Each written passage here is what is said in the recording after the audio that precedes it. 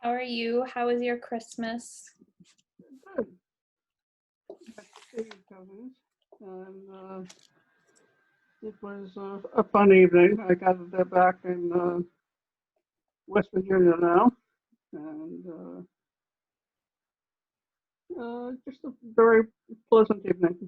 Yeah, it looked like it. I saw the pictures on Facebook, so Yeah, good. you saw my "Why am I standing in a hole?" Yes, I did. Yeah. That's how I feel sometimes. Like I'm usually the shortest person, but No, I got a kick out of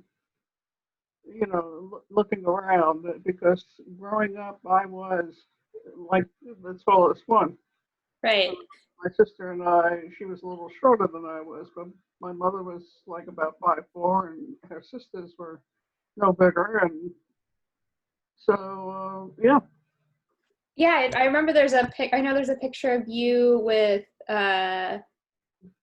your sister and I think Aunt Sarah, and I don't remember what the occasion was, but like you guys look so tall compared to her, but like she was just so short. they were. Yes. Yeah.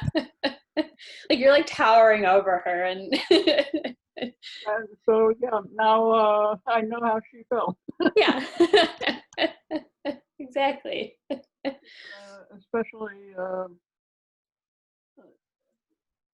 that as I say, just standing there, just weird, just weird. Yeah. But Right. yeah, Well, I mean, Evan is so yeah, tall, so yeah. He's like a good half head taller, or whatever, or a whole head taller than his grandfather here. So right. Yeah. And grandpa's not short at all. always interesting to see them. What I'm doing is putting together for them a cookbook of Oh my. yeah. Would you like a copy when it's done? I would. That would be great. Okay. When I mentioned it to Stay, she said, "What?" know, we were talking about the fact, and I had spoken with your father about when each of my kids left home, I gave them a card file of recipes, including my recipes plus whatever I have found at the stores, in those days. Um, and now I figured I would just put together recipes I have actually used. So it's Evie's recipe collection. Nice. Almost done. I thought I had it all on the computer, but I realized I didn't, so it's going to take me a little while to finish the stuff. But I gave them what I had, and I'll see if I can send it to you. I'm not sure how yet. So Okay. Yeah, that would be great. Yeah, I was going through some stuff and I found the cards that you had given my dad.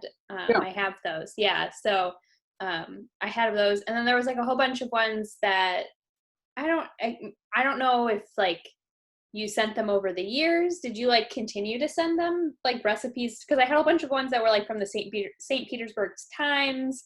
It was like just a bunch of recipes cut out of the there were all sorts of things I had collected. So yeah. yeah, I don't know. Yeah. So I found some of those, which was interesting just to like kind of read some of the newspapers that, like, 'cause some of them was like from most of them were from the 80s. So it was interesting just to Yeah, see. it's some of them may be outdated because I'm not sure that the things that I used and some of them are still exist, whether they still make them, things like that. Yeah. But just thought an interesting collection. I was working on things like salmon last night. That was a whole section that I found I didn't have on the computer, and I don't know why. Hmm. And suddenly I'm looking at this and I'm saying, I don't think they make that product anymore. So we'll see. We'll see Or how it like, goes. trends change, I mean, like I'm sure there are a lot of foods that like you said, like that you made when um or your mom made or you made when my dad was little, or even that my parents made when we were little that are like not things we eat anymore. And Yeah. So it's interesting to see like how things change. I mean, I don't know, peanut butter and jelly is still a favorite of Addie's, so you know, that's a timeless classic. But then she also eats avocado toast, so you know. Yeah, things cycle. Yes, they do. Yeah. We'll see how it goes. I told you the story about my mother's pot roast circulating somewhere in the world. We Right. don't know, but yeah. She actually, we joke about her cooking, but she actually was a good cook, and she loved to experiment with cooking. So,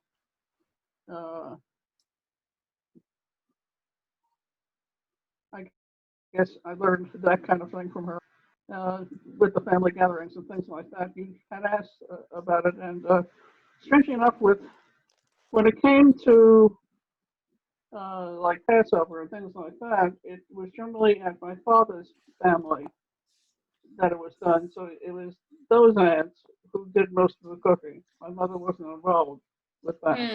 Okay. And I found that interesting too because it was a different style of cooking. So my father, when he would take me to visit his mother, would make mushroom and barley soup for him, special, that he loved. And I never got the recipe for it. But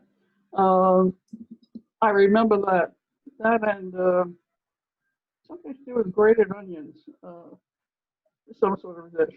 And I'll have to see if I can recall what it was. But I remember being little and being treated to that every once in a while. Yeah. I don't know. Most of the things that you ate sound disgusting to me. Like I hate mushrooms. Although like I like sour cream, though nowhere near the level that you guys ate sour cream. Like I couldn't eat it just plain, but me and my dad are like the only ones that like sour cream. Everybody else, like Donna, Gabby, Jason, Mike, they hate sour cream. So like we had potato skins at Christmas, and I went to get the sour cream from my fridge, and I was like, should I even, and I said to my dad, I'm like, should I even bother putting this out? And he's like, no, it's just you and me. He's like, if I want some, I'll go grab some from the fridge. Everybody else doesn't want it. They don't eat sour cream? I No, no, none Sour, of them. sour cream and veggies or fruit. I mean, you know, it was something that I grew up with. I don't buy it anymore now because you know it's too rich. But because we were in our 40s, it's like 40 years now that we had switched to a lighter diet, like almost like a fat-free kind of thing. So a lot of the recipes were changed to suit that, and it may be what we're still alive today. I mean, that's probably not wrong. Yeah. Pushing the low-fat diets. So it's interesting how things change. Yeah. I don't know why they don't like it. It tastes. I mean, it makes things like potato skins taste even better, but just more for me. So. Yeah. No, to me though, it was like Sarah visiting Carol's house when she made her own marinara sauce. And saying to her, I love your marijuana sauce. You know, it's. Yeah. So, yes. Anyway, where were we? We were going to finish up what today? We had talked about Pearl River last time, and so I think we're going to finish up that and then move on to Ridgewood. But there were just a couple of things that I wanted to talk about when I was going back through. Let's see if I can find some of the things that I wanted to talk about. Oh, the first thing I wanted to ask you, since you talk a lot about in your books about like, obviously like you and Grandpa have been together for so long that like your lives aren't really separate, but I want to ask you what your favorite project was that Grandpa worked on. Do you have one that you liked? Favorite book, I'm sorry. Your favorite project that Grandpa worked on, like either your favorite design or the process that went through it, the people he worked on it with. Do you have a favorite project he worked on? I really can't think of one at the moment. I do, I was fascinated with the whole thing, Mhm. uh, the whole process, and I did work with him when we first moved up like to Rockland, and he was started working for some of the um, contractors in the area. I would assist by when they had openings, doing signs and things, like they'd use the garage. People come in to sort of lay out things, showing the different house styles and things like that. I was fascinated when he would take me to like the openings. We were talking the other day about I think it's the Whitney Museum or something. One of the museums that had just opened up. We went to the opening. We were invited to the opening of it, and it's fascinating because I had just seen an article in the Times this year that it closed and they moved it somewhere else. So we lived long enough to see a museum open and close, which was fascinating. And having been invited to the grand opening of it, a cocktail party, going up in the big elevators that they brought up all the artwork and things like that. Went to the Metropolitan Museum of Art, had I guess they were honoring one of the architects with the gold medal, the AIA gold medal of the year. And as we're standing and waiting, suddenly somebody pinches my butt. It was him. He was on his way to get the gold medal. And I had grabbed him and he said, I'm sorry. He says, I couldn't resist. uh, and what am I going to do? Hit an 80-year-old guy? So, it was a funny night, but it was the kind of thing, it was a museum that I had visited as a kid and loved.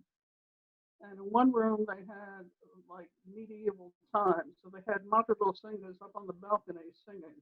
In another room with the modern art, they had jazz piano playing. In another group, they had a trio, a violin, and that kind of thing. So it was a fascinating night to see a museum from that perspective. Yeah. Um, so those are the kinds of things that I would see with him. He also became a member, and he blames me. I had seen an article in the paper about our town going to create an architectural review board. And so I said, why don't you go down and find out what it's about? So he came back mumbling and grumbling. I said, what happened? He says, I'm on the board. He went down to speak to the supervisor and came back as a member. They also created the first, not only architecture review, but historic review board in the country. And he was a member of that as well. Because we lived in an area where a lot of the Revolutionary War was historic area, Japan and things like that. Benedict Arnold and the spies and were caught right there in Rockland. So it was interesting times. We were about an hour south of West Point and about an hour north of the city. So we were right in between. Mm-hmm. And we had some places that we visited that were built in revolutionary times. There was a restaurant that dated way back to when the Dutch first settled and then the English. So it was always interesting. His works there. When we first got married, he was working for another firm, and they had built the Volkswagen of America building in right on the Fort Lee, New Jersey, just south of us on the west side of the Hudson. And he designed the first part of it, the first building. He I'm trying to think of what other ones in that area. He did a lot of things, and I'm going to be working on a book on that too. We have it outlined. I just haven't had the time to sit down and do it. Uh, in fact, I mentioned to Stace today we had given her some of the books about other architects, and I told her I need to borrow one back because I'm not sure how to outline it. And if I could see what they did, I will do a book on his works. He had designed, strangely enough, in those days, a theater in the round for Rockland County. And the project was killed by Sinatra's building across the river in Westchester, a theater in the round. So it was Steve Lawrence, one of the comedians, and a few of the other guys that had hired Marv to do this. And then they decided, since they weren't going to do the project, they weren't going to pay him. Wow. So I said, what do we do now? So he said, not we, me. So he went and spoke to somebody who had connections with the mafia, and who contacted Sinatra, Oh. who contacted his buddies, and the next day Marv knew he got a check. He was paid. Wow. And that was the only way he would have been paid. Yeah. So it was interesting times then. The connection that he had was a friend who lived in Rockland who was involved, and he had taken us to a restaurant in New York City, which we found out later was like the mafia headquarters. And 2 weeks later, there was a shooting that killed one of the big shots right outside the restaurant that we had been in. Oh, I said if we had been there 2 weeks later, it would have. Yeah. Wow. So were our lives interesting? Yes, always. What projects did he do? He won an award for doing the Carpenters Union building in the county, for example. On a trip he made to Boston, he met somebody, this was later after we had left Rockland, who said to him, Lamb, he says, I knew your father. And he said, what do you mean you knew my father? He says, he was the best architect Rockland County ever had. And he started laughing, and he says, I are my father. I didn't pass away. We just moved on to other things.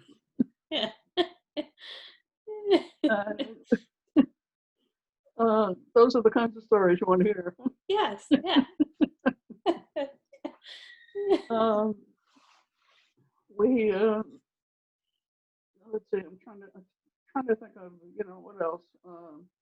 We had jokingly he didn't do the Rockland County office building, but before we had moved up there and even knew about Rockland, a friend of his had worked on it, designing it and building it as a draftsman. One of his buddies from Michigan who lived in Brooklyn. And he was talking about the fact that the marble slab, the entrance, was cracked from day one, and nobody noticed it. So every time we would go to the office building up there, we would laugh because we knew where the crack was. So things like that. He also had a friend when we got married. He had also had also a fraternity brother. And they insisted before we go away on our honeymoon that we come have dinner because his mother wanted to throw a dinner for us. So we went down there to this house in the village. They had like one of these brownstones with 3 stories, 3-story library, which is amazing. Yeah. And on the wall going up the stairs to the upper level, there were photographs, including the first woman who was electrocuted in New York State, going way back. His father was a newspaper editor, so he had all sorts of, collections of unusual things. Uh-huh. So, and it was the kind of evening where we sat and his mother would say, "Oh, go get us that, a dusty bottle of champagne from the basement," things like that. Uh, so I'm saying over our course of our life, we met some interesting people. Yeah, it sounds like it. What else? Specific other works. Yeah, I think you have to wait for the book to come out because Yeah. it truly was, fascinating. There was just a variety. At that time, there were a lot of just normal housing. He also tried to bring to the area with a couple of his clients the kind of housing we live in now, the senior housing. Mm-hmm. And we spent time also trying to promote that. People didn't understand it at that time, Mm-hmm. and they objected to it. And so my job at these meetings was to stand by the phone and call the police in case a riot broke out, because people got very vocal, and he'd be speaking before an audience of hundreds of people who were not in my town, and What just did they not understand about it? uh, they wanted. They moved out of the city away. Most of these people away from tenements, and they didn't want anything but private housing, the individual subdivision type of housing. So if you proposed building something 2, 3 stories, 4 stories high, a big objection to them. Mm-hmm. Um, they didn't understand the concepts that were coming into being. Uh, but what happened later is, I think your grandfather will have a, yeah, he's coming. Um, they didn't understand the concepts that were coming into being with regard to senior housing. A friend of mine who lived there had said to me, she kept in touch over the years. She said suddenly it dawned on her that what Marv was fighting for came to pass when her daughter got married, and they wanted to give up the house but stay in the community. Where were they going to go? Mm-hmm. They didn't want a house like that. They wanted a place like we live in here, a senior community, and that's Right. what he was trying to build then. And they had, it was fighting tradition, I suppose. So he was in the forefront of that fight. And we had traveled later on with his own business doing the same thing. I remember a conversation with a nun up in Allentown. We went to visit some college campuses, and she was the president of the college. And we had tea together and chatted about doing it. And she didn't think that they had the money to do it. Uh, like we were talking about retired nuns living on campus. Hmm. And so the project that he ultimately did in South Carolina uh, was a model for that area of doing that kind of thing. And it was the most successful community and still exists today very successfully, and was the only building in town that survived the hurricane. That was most unusual and came in and up the river valley in the center of the state and hit this building. So Wow. people who lived there didn't even know what happened. But everybody else around, the whole town was partially destroyed with the storm. It was so intense. Wow. So he became a hero for that. It was just before the grand opening, and I remember going with him to it was amazing to see the destruction of the town, but it became the center shelter for the town. Hmm. So, and no damage whatsoever to the building. Wow, that's impressive. So that takes us a little bit beyond Rockland Yeah. County, but the ideas of what he wanted to do started there. And finally, he gave up, his own practice and went to work in St. Louis for a company that did senior housing and other, types of housing all over the country, and started him on his hotels was another area. Um, he was doing banks, I think, at the time when he ran into these people who started coming after him, come work for us, kind of thing. And it was unusual with the bank because the banks that he was doing when we lived in Rockland were for a bank that was owned and run by a woman, which was very rare in those days. I mean, isn't it still rare, unfortunately? Yes, and I can remember her too. But yeah, it was always interesting that the people that he worked with and the places. And yeah, what else did you want to know about his works? That, as I said, that will be coming. Yeah. Oh no, I just was interested I, in see if you had a particular project that you liked the best or not. But I'm sure as you go through all of them, you'll come up with some more answers. I will try to Yeah. take a look. Yeah. Yeah, there were, as I said, there were a lot of stories having to do with the people who were involved. One of the projects had a guy from Connecticut, and he wanted to do all the talking at the meeting, and so we had a meeting prior to going to. We had a meeting at one of the local diners or restaurant type of things before the meeting. And he was talking about what he wanted to say and what he wanted to accomplish and blah, blah, blah. We go to the meeting.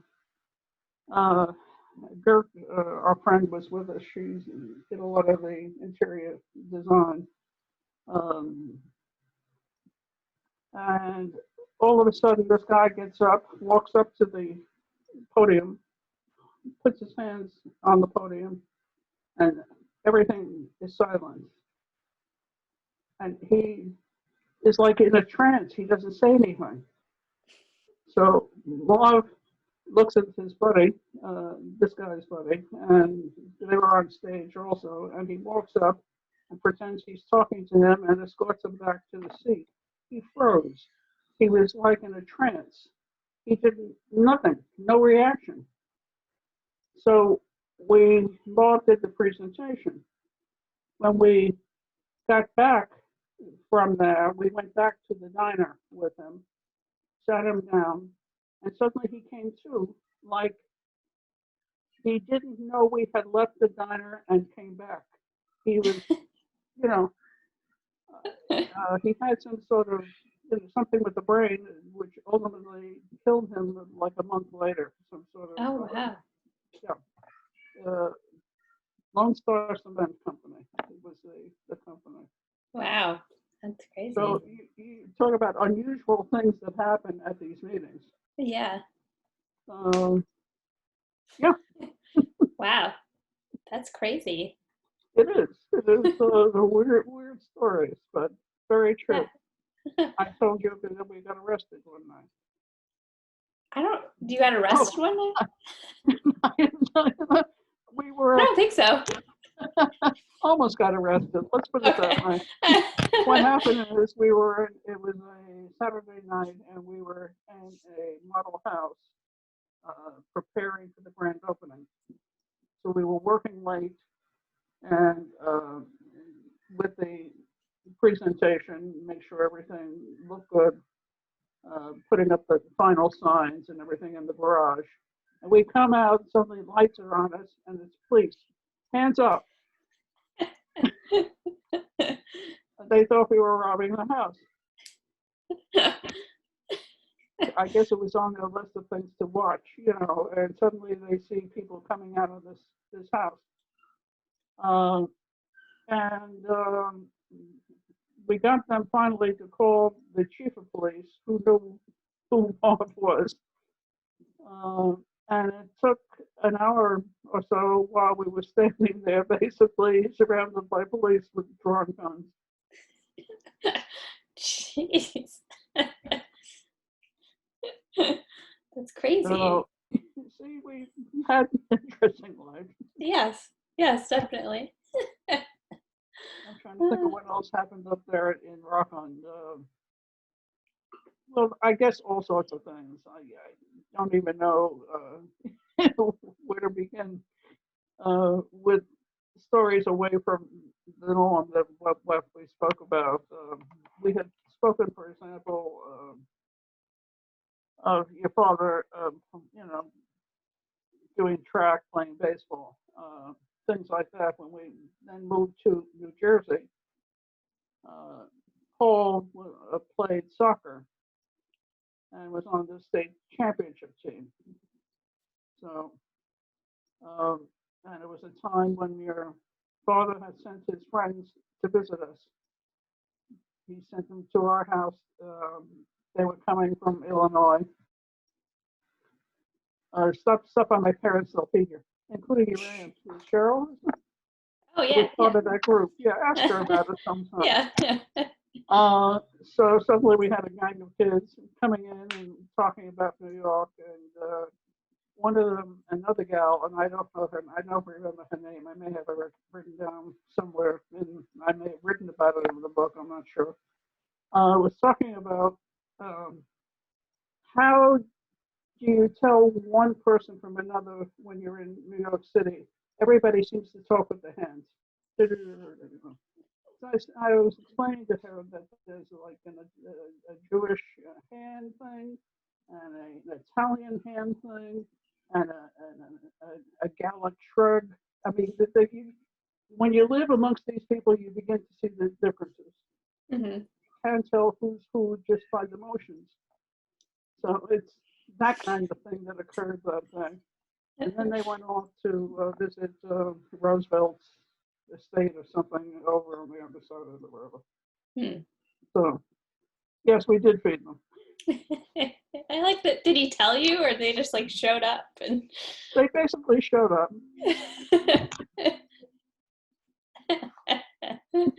And when he came home, he also had a big party for his friends from Rockland.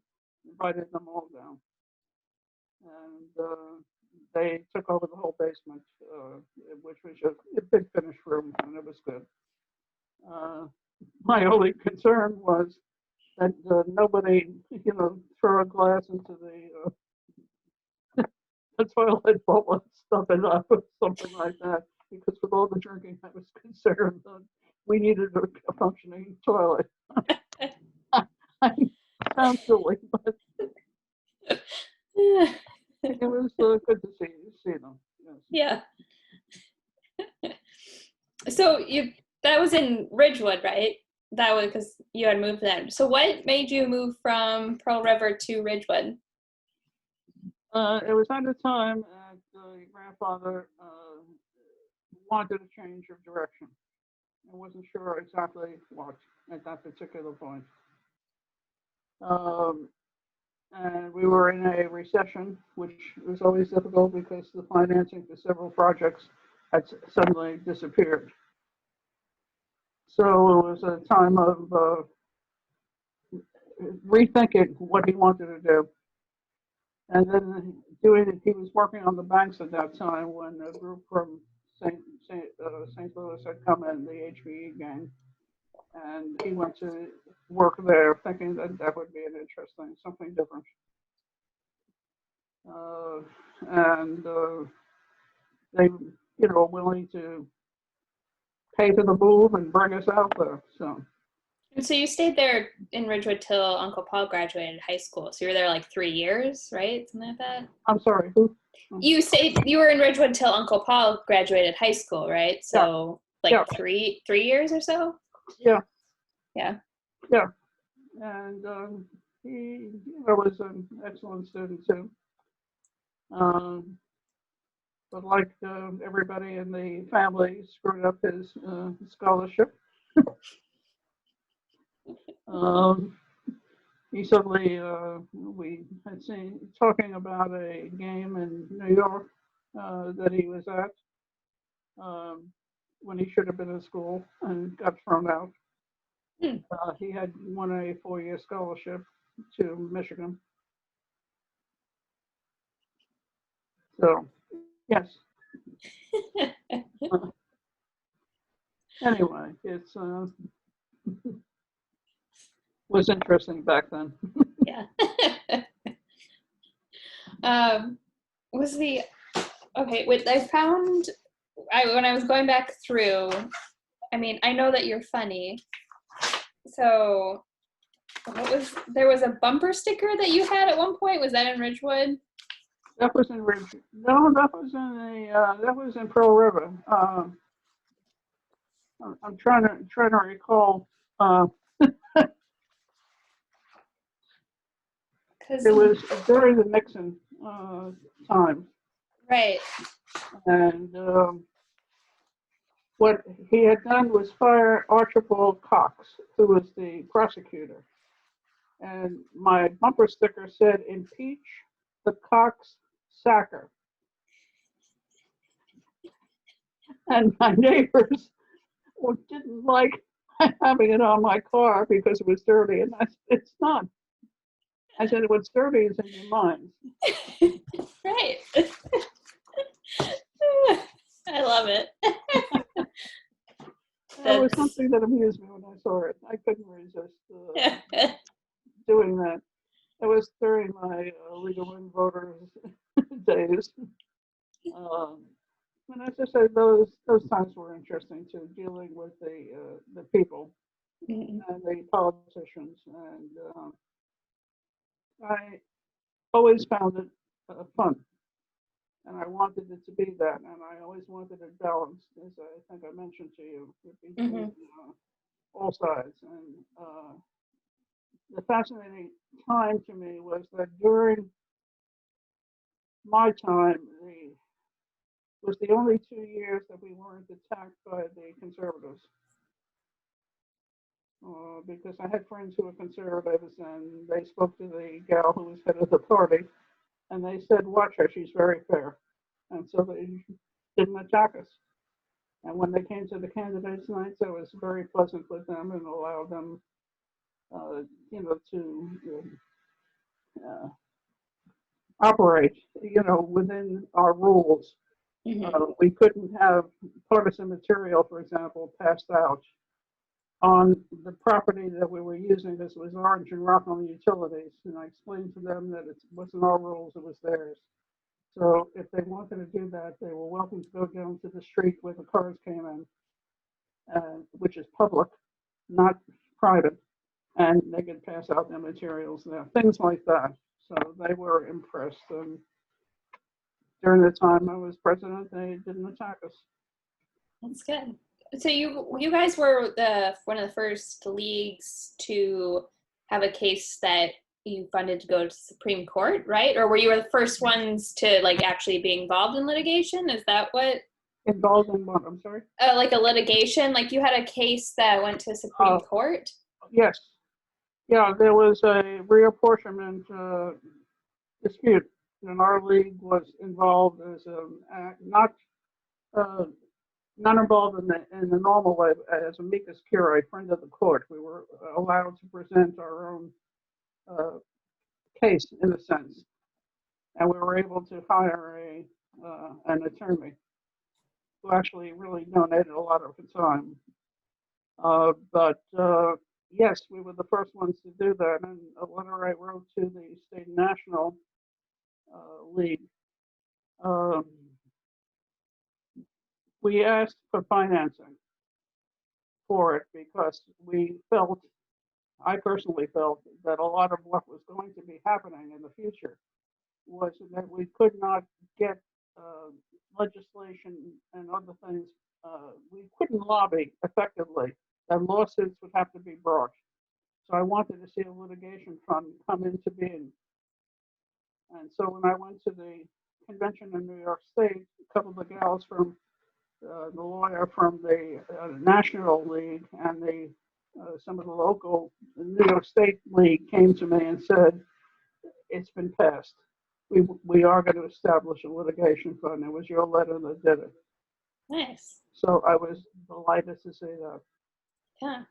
I also found out, I don't know if I had told you, why that they elected me president in our league. The gals who wanted to combine with the other leagues and join the leagues together as one county league.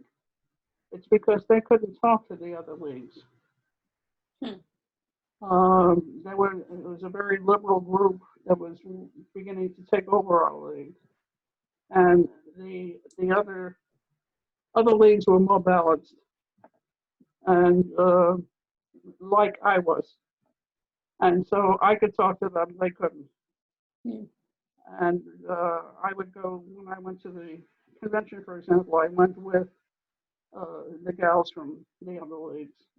We went together, and we pretty much hung out together.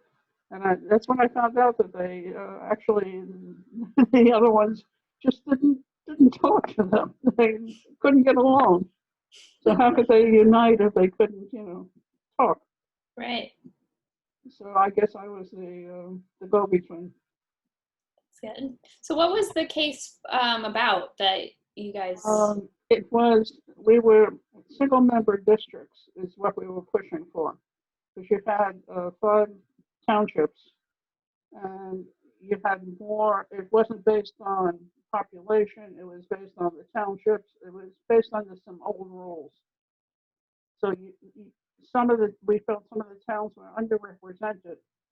And this is for like representatives in the New York State legislature. Represented in the county with county legislature. So Okay. we wanted to see it based on population areas, so it would be equal. And ultimately, it came about, but like 20 years later. It took a long while. So yeah, it's like what happens now with the electoral college and things like that, where you have states, everybody has the same, like the Senate, but it doesn't reflect the population of the country. So it's that kind of thing that we were fighting. It was interesting times then too. I think I mentioned that we worked with the New York State fishermen to clean up the Hudson River, and that's what got us into the fight with your grandfather's project. The Reynolds Project, yeah. With Reynolds, yeah. Yeah. So things like that, yes. Yeah. Anything else that was on your mind there with regard to any of that?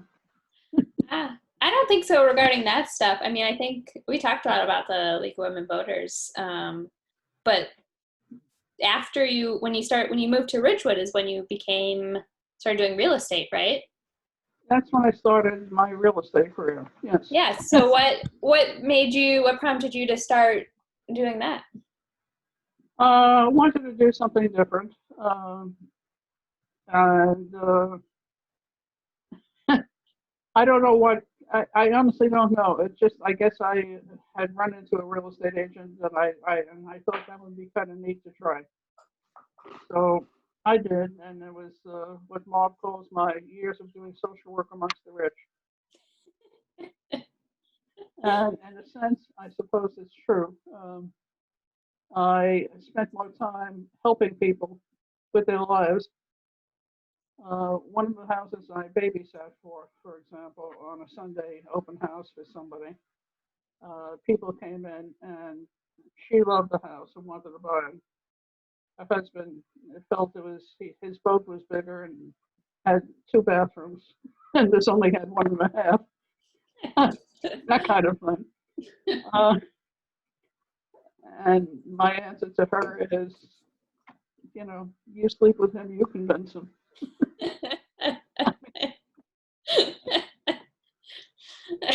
I mean, it's not wrong, but No, I did work on him and spoke with him and his lawyer, and we did get it finally resolved.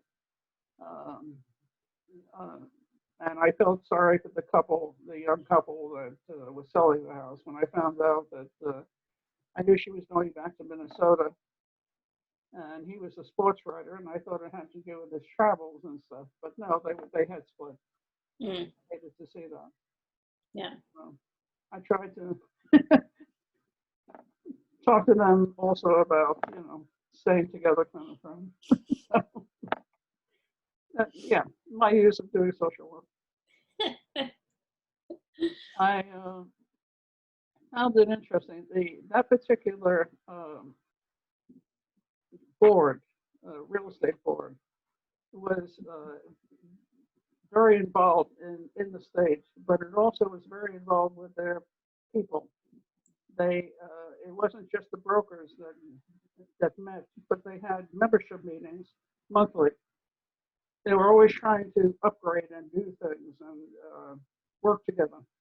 Mm. It was a very interesting community, and it was the beginnings of when computers were coming in.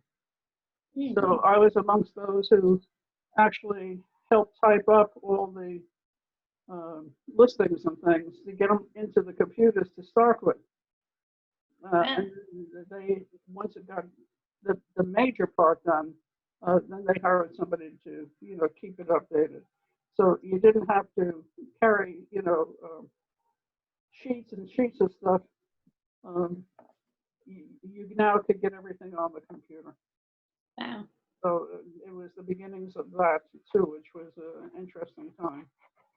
Um, and it was This is like the 75, 76, 77, like that time. I have no idea at the time. Well, if my dad graduated in 74, then this would be, yeah, that would be Yeah, when you would have, right yeah. around that time. Yeah. Yeah. Okay. Yeah, it was a long time ago. It was a long time ago. And I told you what I had when we moved, you know, what I had told them out there in St. Louis. So, um, I grew up in a city that was livable. All you people from the Midwest came in and screwed up my city, and I'm here to get even. Yeah. So did you All that. continue? Did you continue real estate in St. Louis? Yes. Yeah. And after that, when we moved from there, it's when I gave that up and moved on to whatever else was next on my list. It by the time I left there, I had basically the company that your grandfather worked for, HBE, um,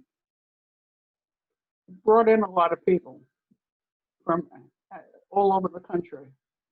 And at that time, I was working on my own project of trying to contact people so that we could help them sell their house where they were and buy something in St. Louis. Mm. So, you know, trying to work that kind of thing out because after a couple of years, they asked me to deal with the people that were coming in, their personnel department. Mm. And so I was able to hand off a lot of that stuff. If it was somebody that I felt to be working with your grandfather, I didn't want to be the one to do that. So I would give it to other people in the office. Why not? It's a very sometimes emotional thing, the house buying. Mm. And I didn't want to interfere with, you know, the relationship that he may have with them. Mm. And I felt it would be better handled that way. I made a couple of friends, you know, who did work with the company through that process. But as I say, I tried to keep it separate because to me it was an ethical thing I didn't want to get involved with. And that's probably why I didn't make a lot of money in real estate. It was too ethical. wasn't my thing. I couldn't be cutthroat enough for it. No, I mean, that's okay. But you met a lot of interesting people, and I, as I say, I found it fascinating. So Yeah, that's interesting. I don't know, real estate interests I is also interesting. wrote some poetry. We had rented a townhouse when we first moved in to St. Louis, and if there were things sometimes that were wrong, and my way of getting to the people in the office was to write a poem. uh, I don't know if I have any of the poetry in the book, but there were two poems that I had written for them, and they asked me could I um, revise it just a little bit because they loved the poem, but they didn't want to get blasted publicly. Could I alter it for the holidays or something like that? I said, yeah. And so they published it in the, community newspaper kind of thing. Nice. So the anger was, reflected. Did they fix whatever you needed them to fix? Oh, yeah. It got Okay. taken care of. Oh, But that's it good. was a whole to do about something happening outside when I had a leak in the basement, kind of thing. To me, coming down from the roof, they were talking about the eaves or something on the outside, the maintenance guy. So I wrote a whole thing about the maintenance guy and how it's totally illogical. So if it's not in the book, I'd be happy to find it and send you a copy. It may be in I there. need to go back through St. Louis, but yeah, we can talk about St. Louis next week. But Okay. let me see, what else do I want to talk about? Ridgewood, huh? Well, I mean, I guess some of it is like, I mean, I guess the other thing that I had on my list was, I mean, you lost both grandpa's parents and your mom while you were in Pearl River and Ridgewood. Or was it all Pearl River? Because I think. Yeah, a combination of both, I guess. Um, the one story I do tell people is at my father's funeral. I don't know if it's in there with regard to your father and Marv. And Irene at my father's funeral, I felt was unsteady on her feet, so I gave my bag to Marv and I asked him to hold on to it because I went to hold her because she looked like she was ready to collapse and needed somebody to stand there next to her and hold her. And then I saw the same thing happening with my Aunt Bertha, who was also a short lady, and I was a head taller than her. And I asked Stace to step up. So Stace gave your father her bag. And the two of us are holding them while the ceremony is going on, and I'm looking up, and I see the two of them look at each other, and suddenly realize that the bags they were carrying were the wrong color, so they switched. It didn't match their suits, and that broke me up. And I'm thinking to myself, that's something my father would have appreciated. Yeah, that's a good one. Yeah, you want to. So yeah, they passed on, and we would have. It was interesting with Marv's father too. When Minnie died, it, he had come up to the house, and I got the phone call, and I told him, and he went back down and took care of it, and then he went down to Florida and got married to this Canadian woman, which Which created a I don't whole. think I really knew. I mean, I knew that your father got remarried because, like, I've heard stories about Irene, but I don't think I really realized until I was reading the book. I don't think I knew that he got remarried. Got remarried, yeah. Yeah. Yeah, it was interesting. We didn't know it was going to happen either, in that sense. And suddenly he was married to this Canadian. And what I found funny is when they had a problem, they would come and visit us. They would drive down or drive up from Florida or drive down from Canada, and I would walk her around the block, and Marv would talk to his father. So we became the marriage counselors.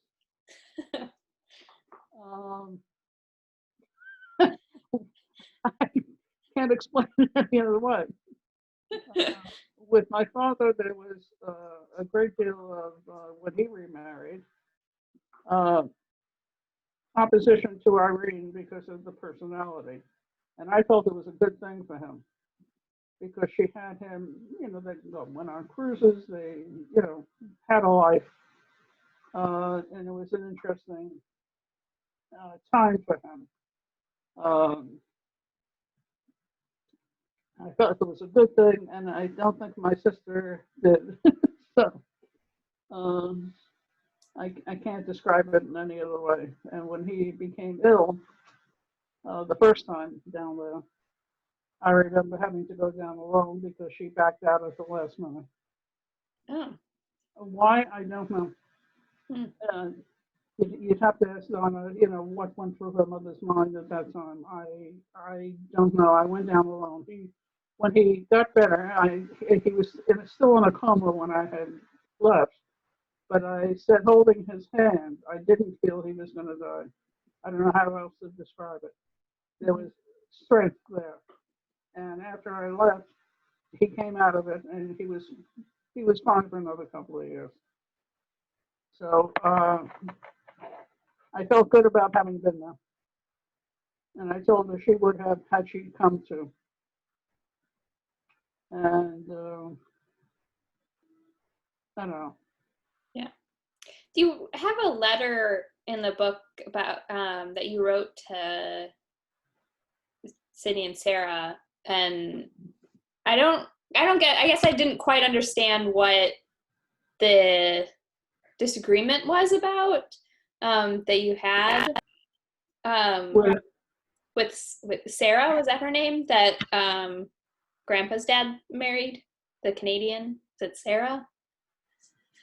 I don't know if you remember the letter that you wrote about. It was about Judaism in America. Sarah, the Canadian. Yes, the Canadian. Yes.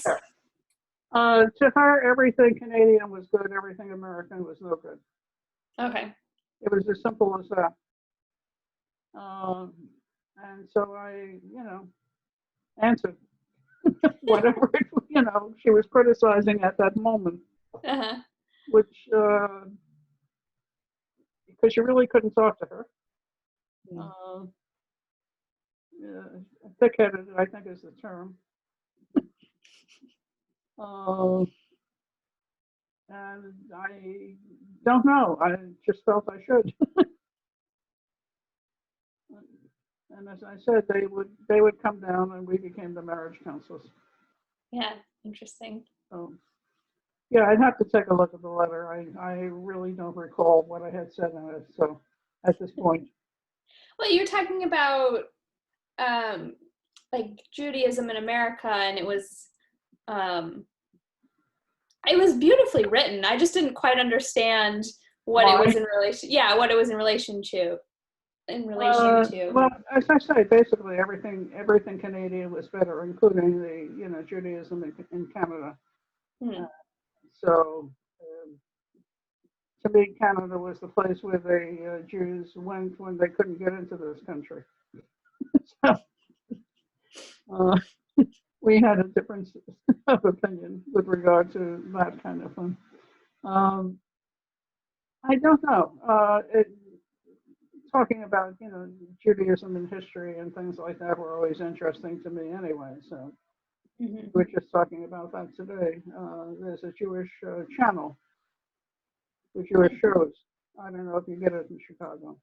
I don't know. I haven't looked. I didn't know it existed, but I think it's a Jewish JBC, Jewish Broadcast Company, or something like that. And I walked in the other day, and Marv is watching this, and he says it's the news and stuff is more up to date and better than you get on the other channels. The other ones are getting a little boring. And I noticed that they were advertising that they're going to have like Dr. Ruth. She has a show on there. Huh. So I thought I should find out a little more about it, and if if I if I find out when it's, see if Chicago has it. Yeah. It's like on just regular cable? Yeah, I think Okay. so. I don't have cable, so I'll have to look to see Oh, okay. where I can Well, find it. I'm sure my dad has cable. He might have it. I'll ask him to check. yeah, ask about it. It's I think it's JBC, the Jewish Broadcast Company. Hmm. So, and I thought it was just, fascinating to, hear things from a Jewish perspective. Because, yes, my father always said, you have two Jews, you have six opinions. So, Right. Yeah, uh, that is interesting. yeah, and I also had found it fascinating, growing up, understanding that uh, that my father's side of the family literally was descended from the line of Aaron, and there were many rabbis, as passed down through. So it always fascinated me, and yes, I did write about a lot about it at a certain time in my life about Judaism and my own view with regard to it, and talking to my grandfather about deciding that I was not going to be an Orthodox or conservative Jew, but I was moving to the Reform where I believed I belonged. Mm-hmm. And I had at one point the first book written by the first woman rabbi, and I had loaned it to somebody and it disappeared, and I can't remember what the name was or anything else. So if I could, I would get another copy of it and share it, because it was well done. And it was an exciting time down here. We had an entertainer come in, and I said to the people who ran the entertainment committee, I said, "Where did you find her?" I said, "Because I knew her from when we had the house way back when we first moved down here. She became the first woman cantor Hmm. and excellent singer, for that kind of thing. But that's a whole different story." And I spoke to her afterwards, things like that. So it's it's interesting. Yes, I Mm-hmm. still believe strongly. Um, And I remember, as I think I told you, having conversations with my cousin Cynthia, who was going to be the atheist and married an Orthodox Jew, and became totally opposite. So, Right. Yeah, that is interesting. It's fun teaching Addie about both, because Mike is Irish Catholic, and like obviously I grew up Irish Catholic essentially too, and Jewish. So it's interesting teaching her both like all the like different yeah, holidays. And um, for Hanukkah we give her a book a night, and so last year and most of half of her books this year were like Hanukkah themed. And there are a lot of, I realized that next year I might have to get her some more Christmas books for Hanukkah, because there are a lot of Hanukkah books and like 3 Christmas books. Um, but what she's most taken out from it is that we just open presents for like months, because like we have the 8 days of Hanukkah, and then there's the Christmas, and like that's usually multiple days because she has multiple family members, and then her birthday is January 8th, so like pretty much like it's not until like March that she like really understands that like we're not opening any, like she keeps asking me, she's like, are we opening presents? I'm like, we already did. Christmas and Hanukkah are over. But no, no, she's like, it's fun. yeah, but I'm, she has I'm like, thinking, yeah, yeah. And I mean, especially with Addie, because like she's the only child, so like everybody like buys her gifts, so she just like keeps getting gifts. And it's I had to like teach her that we had to like donate some presents to like help other people, and so that she didn't have like my living room isn't quite overrun by toys. But there's some interesting books that she's gotten that like that marry the two, because it's becoming obviously more and more common for people to be have two different parents of two different faiths. And so like one of them was called, that she got last year, was Hanukkah Mama and Daddy Christmas. Yeah. And I was like, well, that is kind of how Addie is. And so it's like a cute little story about their combination of their celebrations. Yeah. And then I got one this year, and it was latkes for Santa Claus. And it's about this girl whose stepdad, she's Jewish, and her stepdad and stepbrother are Christian. And so they're celebrating Christmas. And she thinks it's silly to leave cookies for Santa because he must get bored of it. So she's trying to think of something Jewish to give to Santa, to leave for Santa for, Christmas Eve. And she ends up leaving latkes, and Santa ends up loving it. And so it's like a cute little combination. I was like, I want to do that. Leave latkes for Santa Claus. That's a great idea. And we didn't end up doing it this year because Addie was like so tired by the end of the night that she like didn't even care to leave cookies out. So, but I think it's definitely something we'll leave next year. It's kind of neat. Yes. Yeah. It's like a nice combination, but yeah. So. Yes. Yeah. The whole thing to me is the for the Jewish part, is the whole Bible, Jewish storytelling over the centuries, basically. Mm-hmm.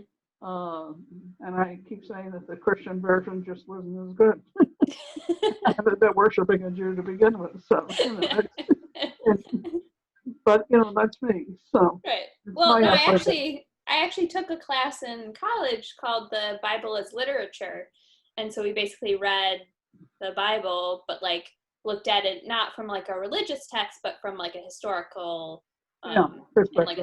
And like a storytelling perspective. And it was interesting, because God changes from the old. He's like much less vengeful and a little nicer in the New Testament than he is in the Old Testament. And it was interesting because like I had great, like my roommate, my best friend Sarah, she and I'm not sure what denomination is she, but she's very she's very religious, and she's Christian, and so we had some great conversations about the stories and everything like that. And I found it fascinating because it's just be a good person, don't be a dick, is pretty much I think what I got from a lot of the stories. So but it's always been interesting. Because our families have been mixed. My mother's friend Millie. Millie had three sisters. Two sisters. They were three sisters, and it was like my mother was friends with Millie, and Sarah was friends with Esther, and Lily was friends with Helen. So those were the three sisters. Helen's husband was in the army during World War II, and so she visited him out somewhere in the West, maybe West Coast or something, and met a woman there who said that Helen was the first Jew she had ever met, and she was surprised that she didn't have a tail. Now that goes back, to World War II. So I'm telling you that was America. Yeah. The lack of understanding. Historically, there was a story of the boatload of Jews who came to this country and were turned away. Right. Hitler sent them and said, if they'll take you, you're alive. If not, you're coming, back to our camps. And they died. Right. That kind of thing. There's, on the other hand, you've got the story of Texas. Way back in the days it was settling, imported a whole bunch of Jews because they were the only ones who could read and run stores, and they needed people. So they imported Jews to do that. That's part of American history most people don't hear about. Yeah. but there's some, interesting books that talk about these kinds of things, and I've always been interested in that kind of thing. So yeah, it's fascinating, Hmm. and Yeah. I mean, I, I I should. think I've told you that I took a Jewish storytelling class too in college that we read stories from all around the world, and like there was some one or two stories, Jewish stories from Mexico, and I think a couple from South America, and I think there was one from um, from China, I think too. There's also reform congregations in Japan. Yes. Yeah, yeah, and Yeah. so just interesting seeing like they're just all over the place, and they just and you don't think about. The New York Times this weekend ran a story about China, not China, Russia, uh, exiling its Jews to, what do you call it? The eastern part, up in the north there, Siberia, basically. Mm-hmm. And now that land is becoming very, very valuable, but the Jews now own Mm-hmm. it, and they're not happy about it because it's now capable of being used for farming with the changing climates. Mm-hmm. So one more time, the Jews are going to be in the center of there's another controversy. Right. Um, it's interesting history. Yeah. Uh, yeah, take a look at the New York Times magazine section from yeah, This weekend. Yeah. something in there. Yeah, Marv was talking about it. I haven't read the whole thing, but I did take a glance through it. I have it out to read later. so, so yeah, it's Jewish history has always been fascinating. Mm-hmm. Whether it's God's chosen, or not, I don't know. Uh, but they do seem to be in the forefront of a lot of uh, both political and scientific and other, movements. Israel technically has created a lot of things. So it's and historically the Einsteins of the world, are that. So wherever you turn, this there is a Jew at the base of it, starting something else. Right. So yes, interesting history. Mm-hmm. And so well liked by some, and others wanted to get rid of them. So, Right. Yeah. so we shall see. Yeah, they gave them a little piece of desert and created a whole war in the Middle East that hasn't stopped. And Right. look what they did; they made it bloom. So it's well, such is life. Right. Anyway, what else? Well, I think it's 3:15, so we can wrap up for this week. And unless you have anything else you want to add. Okay, where do we go next? Next week, I think we can talk about your move to St. Louis and Well, that talk was about an your. interesting 7 years, yes, of our lives. Um, okay, it's Yeah. looking forward to it, and wish you guys